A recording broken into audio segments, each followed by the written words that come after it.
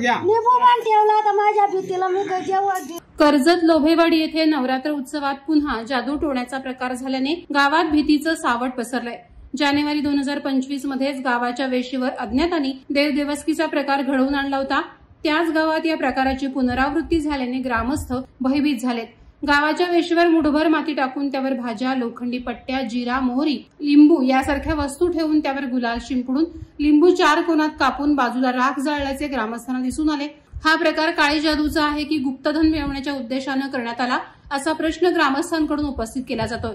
यापूर्वी लोभेवाडीच्या स्मशानभूमीत दफन केलेला मृतदेह जमिनीतून बाहेर काढून त्यावर फुले, गजरे पसरवून मध्यरात्री पूजा केल्याचा प्रकारही उघड झाला होता। या वारंवार घडणाऱ्या घटनांमुळे लोभेवाडीवर कोणतं तरी संकट येणार अशी भीती गावकरी व्यक्त करतात। ग्रामीण भागात आजही भगताकडे जाणं, जादूटोणा केली म्हणून घरीच बसून राहणे असे प्रकार घडत असल्याने ग्रामीण भागात जनजागृती होणं गरजेचं आहे। ग्रामस्थांचा अंधश्रद्धेवरील विश्वास वाढू नये म्हणून अंधश्रद्धा निर्मूलन समितीचं पथक गावात दाखल झालं होतं। जळगाव अंधश्रद्धा निर्मूलन संस्थेचे जिल्हा कार्याध्यक्ष प्रल्हाद बोराडे, सदस्य आकाश कांबळे आणि अभिजित बोराडे यांनी गावकऱ्यांचं प्रबोधन करत अशा प्रकारातील भंगपकगिरी उघडकीस आणली। दरम्यान असे प्रकार करणाऱ्या आरोपींना पकडून पोलीस प्रशासनानं कठोर कारवाई करावी अशी मागणी ग्रामस्थांकडून होत आहे। वादळवारा लाईव्हसाठी आनंद सकपाळ, कर्जत। नवी मुंबई व रायगड जिल्ह्यातील ताज्या बातम्या आणि घडामोडींसाठी सबस्क्राईब करा वादळवारा लाईव्ह चॅनल आणि दाबा बेल आयकॉन।